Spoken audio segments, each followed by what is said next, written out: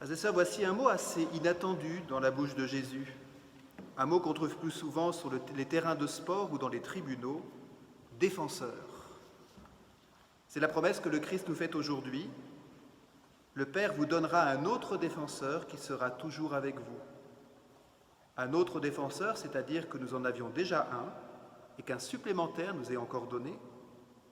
La promesse vaut donc la peine d'être entendue entre les fêtes de Pâques et de la Pentecôte, car ce sont bien là des fêtes de révélation de nos deux grands défenseurs, à deux pour nous défendre, envoyés par le Père, le Fils éternel et l'Esprit Saint peuvent vraiment faire des merveilles dans nos vies. Ce n'est donc pas une petite promesse qui nous est faite ici. Pour mieux la saisir, rendons-nous d'abord sur un terrain de sport, même si les risques de pandémie ne l'autorisent pas encore. Nous voici en plein match de football. Alors que l'équipe adverse approche et risque de marquer un but, un défenseur surgit et déjoue l'attaque. Il est habile de ses jambes, mais son efficacité tient aussi à sa contribution au jeu collectif. Le Fils et l'Esprit Saint envoyés par le Père, un seul Dieu pour nous défendre. Le terrain de nos vies est alors bien protégé. Toutes les attaques peuvent être stoppées. Bon, bien sûr, ce n'est qu'une image, évidemment limitée, car nous parlons ici de la très sainte Trinité. Mais le Christ a souvent employé des images fort simples pour nous révéler des vérités très grandes. Entendons alors aujourd'hui que dans toutes les attaques, nous ne sommes pas à découvert, nous ne sommes jamais seuls. Le Christ a donné sa vie pour nous et l'Esprit Saint est en nous, tous deux envoyés par le Père pour nous défendre. Nous défendre contre toutes les attaques. Attaque contre notre morale, attaque contre l'élan de vie, attaque que nous nous infligeons parfois à nous-mêmes en n'ayant pas assez confiance en nous. Mais aussi les attaques de l'esprit du mal qui veut nous faire baisser les bras et tomber dans le péché. Oui, dans toutes ces attaques, nos défenseurs divins nous protègent à la mesure de leur amour infini pour nous. C'est quand même une bonne nouvelle, vous ne trouvez pas ? Alors devant toute adversité, je vous encourage à le croire vraiment. Même à l'annonce d'un drame qui coupe les jambes, le Dieu 3 fois saint est là pour nous défendre et faire barrière, bien plus efficacement encore que les gestes empêchant la transmission d'un virus. Oui, la vie du Christ et la puissance de l'Esprit nous sont donnés pour affronter toutes les attaques. Non pas pour nous priver des attaques, mais pour en sortir vainqueurs et empêcher l'adversaire de marquer des buts. Non, il ne parviendra pas à l'emporter. Il ne parviendra pas à emporter notre goût de vivre. Il ne réussira pas à nous enfermer dans les cages des pensées vicieuses ou mortifères.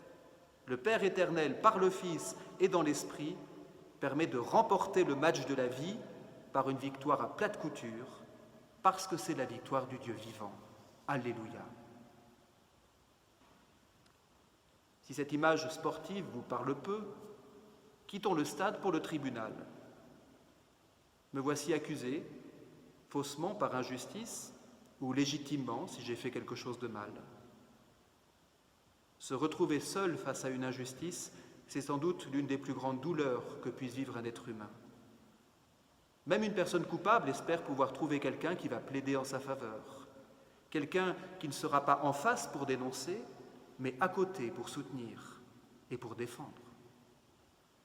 Et voilà Jésus-Christ qui se révèle comme notre défenseur, un avocat hors norme, puisqu'il donne sa vie afin que le Père puisse saisir cette offrande et envoyer encore un autre avocat, l'Esprit Saint.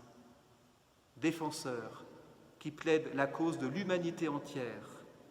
Le Christ pris sur la croix, Père, pardonne-leur, ils ne savent pas ce qu'ils font. Un avocat dont les honoraires sont gratuits, puisque c'est lui-même qui a tout payé de sa vie en sa passion. Et ainsi Saint Pierre a pu confesser dans la deuxième lecture, le Christ lui aussi a souffert pour les péchés une seule fois, lui le juste pour les injustes, afin de vous introduire devant Dieu. Voilà notre premier avocat qui prépare maintenant sa montée au ciel pour que nous recevions en nous la force d'un autre avocat, l'Esprit Saint infusé en nos cœurs. Ce sont donc bien deux avocats divins que le Père nous envoie. Nous voici alors solidement défendus et non pas accuser. Il faut peut-être l'entendre, surtout si une culpabilité pèse sur vos épaules. Le Christ a donné sa vie non pour juger le monde, mais pour le sauver. L'Esprit Saint souffle en nous comme un défenseur qui apaise, jamais comme un accusateur qui accable. Selon le livre de l'Apocalypse, l'accusateur, c'est l'esprit mauvais, dont il est dit que par le Christ, il a été précipité, l'accusateur de nos frères, celui qui les accusait jour et nuit devant notre Dieu. Oui, jour et nuit, c'est l'esprit du mal qui nous accuse, qui nous pointe du doigt. Tu vois bien que tu n'es pas à la hauteur de Dieu. Non, il ne peut pas t'aimer. Il ne voudra jamais de toi dans son éternité. Jour et nuit, il accuse. Tu es nul, tu aurais dû, tu as fait le mauvais choix, tu ne changeras jamais. L'accusateur nous enferme dans le désespoir. Alors s'il est important de s'accuser soi-même dans la confession de ses péchés, il est plus fondamental encore de rejeter l'idée démoniaque d'un Dieu accusateur alors qu'il est défenseur. C'est le cœur du message de Notre-Dame du Lot. La belle dame qui apparaît à la bergère lui offre son sourire et Benoît comprend alors, au fur et à mesure, que le ciel n'est pas face à elle pour l'accuser, mais avec elle, pour la relever, pour la consoler et pour la conduire jusqu'à lui. Défenseur. Défenseur comme dans un stade, défenseur comme au tribunal, pour empêcher les ténèbres de marquer des buts et de nous accuser. C'est donc bien à une vie dans la lumière que le Christ nous appelle aujourd'hui encore. Une vie libérée, une vie qui respire bon la victoire pour nous donner envie de faire du bien sans relâche. Avec cette promesse sublime, qui est le plus grand plaidoyer jamais offert pour entrer dans le mouvement de l'amour trinitaire, celui qui m'aime sera aimé de mon Père, moi aussi je l'aimerai et je me manifesterai à lui.